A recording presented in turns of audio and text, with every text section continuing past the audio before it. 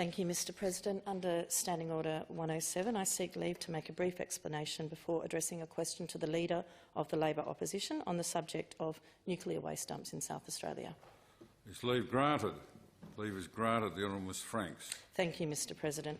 After most in our community in this state thought that the matter was finally dead and buried, a new bid to put a nuclear waste dump in our state has emerged in recent days, with the federal Labor opposition confirming it will back the federal government's bid to establish such a storage site for radioactive waste in our state, indeed identifying 3 sites and every single site being in South Australia.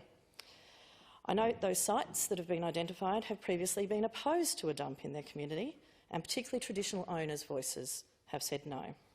When the then Premier Rann was in a position of leadership for the Labor Party, I note his words in the other place, where he said, "In recent days, attempts have been made to reignite debate about where Australia's nuclear waste should be stored. There have been efforts by our northern neighbours, the Northern Territory, to have the federal government revisit their decision to place Australia's nuclear waste at Muckaty Station in the NT. In this government's first term, we fought against the nation's nuclear waste being dumped in South Australia, and we won." And he goes on to say, "But we will not lie down. We will put our state first. We fought and we fought and we fought." And of course, at that time, we thought they won. However, now through the Federal Labor Party opening the door and allowing for judicial review, those traditional owners who have repeatedly said no to a nuclear waste dump in our state have had their words yet again ignored.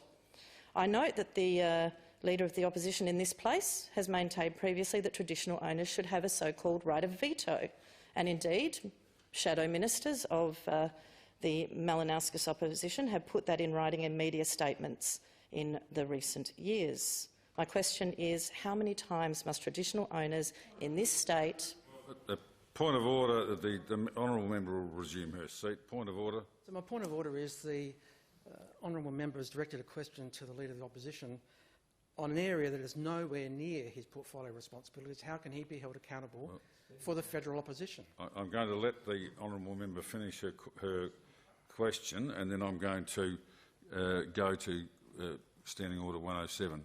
The honourable member.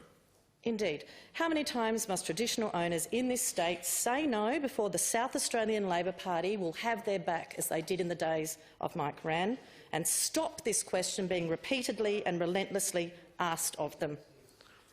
So, before calling the Leader of the Opposition or giving him the opportunity to respond, Standing Order 107 says, "At the time of giving notices, questions may be put to a Minister of the Crown relating to public affairs and to other members relating to any bill, motion or other public matter connected with the business of the Council, in which such members may be specially concerned."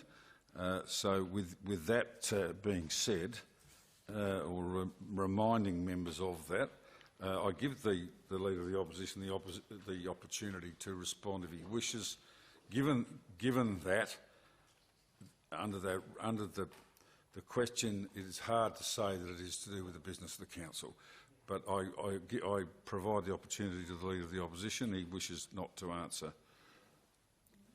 I move on to the Honourable Mr Hanson. A point of order, the Honourable Ms Franks. Referring to that standing order, I would note that we actually have legislation of this parliament that rules out debate on such a nuclear waste dump, but also, given the federal moves, our ERD committee will need to consider this matter, and Labor will need to make their position clear, not go behind people's backs with weasel words. We won't have debate in the point of order.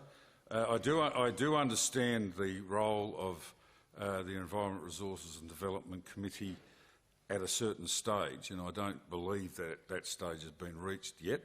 The Leader of the Opposition has had the opportunity to respond. He wishes not to. I'm going to move on to the Honourable